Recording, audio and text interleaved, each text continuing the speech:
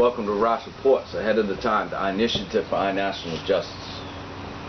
According to a study that was published last week in the Nature publication, that was done in conjunction with the University of Hawaii, the devastation that we've caused to the environment up till now is irreversible. You know, we can't turn back the clocks. You know, a lot of the belief system is that the earth is this mystical, magical force. It heals itself, and you know, it doesn't matter what we do to it, it's so powerful that it heals itself, right? And you know, these are some, this is some of what God-fearing people, or so-called God-fearing people, believe, as well as so-called atheist people believe. But, you know, if you're an atheist and you believe that, I ask, how would you not believe in a creator? If the earth just heals itself, you know, it doesn't matter what we do to it, I guess we can blow it up into little bits and pieces and they'll all fly back together. Well, you know, I don't doubt that. I mean, I think that the earth that can heal itself, but it's going to heal itself without man.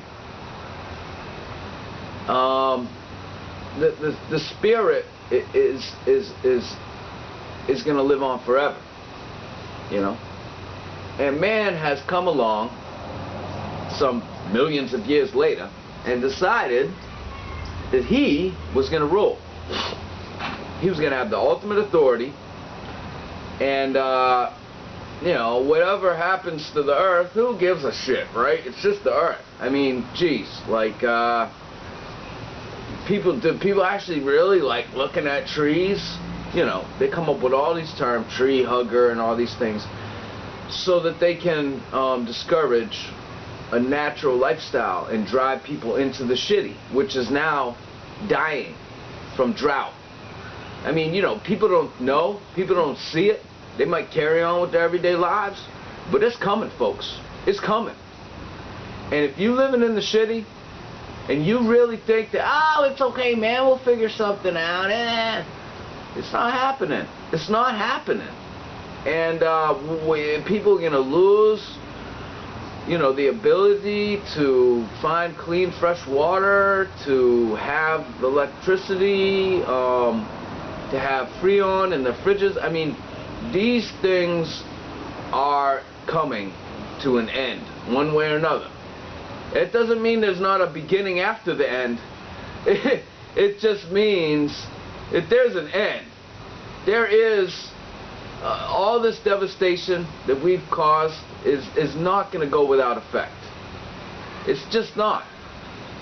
And you know, and if you dig to the root of it, you'll find that sin is the cause of our devastation.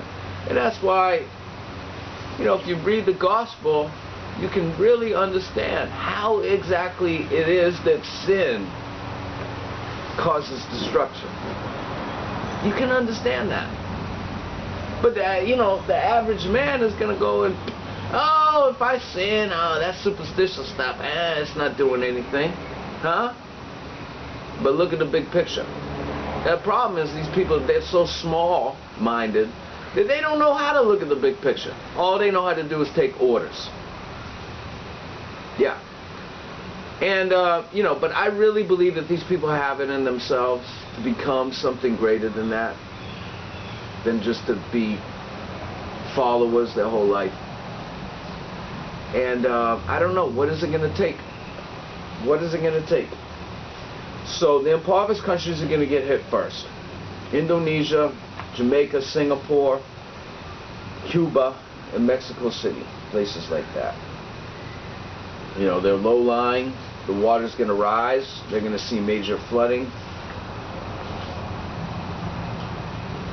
The increase in only a couple degrees can alter the balance of life, crippling crops, spreading disease, and leading to mass migration away to cooler climates.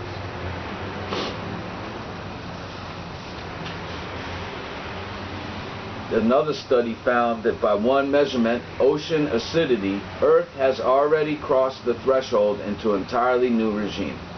That happened in about 2008, with every year since then more acidic than the old record, according to a study by Abby Fraser. Another study from the Georgia Institute of Technology found Moore's approach to make more sense than the massive report that came out by the UN-sponsored Intergovernmental Panel on Climate Change last month. Pennsylvania State University climate scientist Michael Mann, this is another study, said that the research may actually be presenting an overly rosy scenario when it comes to how close we are to passing the threshold for dangerous climate impacts.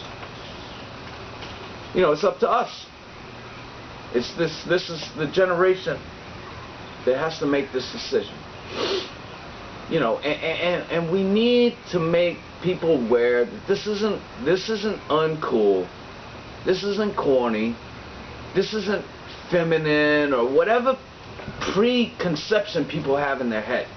Because I know that there's a mindset that you know, preserving the environment. Oh, you know, are you weird? Are you strange? Are you gay? Are you that? You know, and it's those same people that you look at them in the face and you can just see it. They've been taking orders their whole life. You know, all they want to do is, you know, as some of the New Testament points out, is stuff their bellies.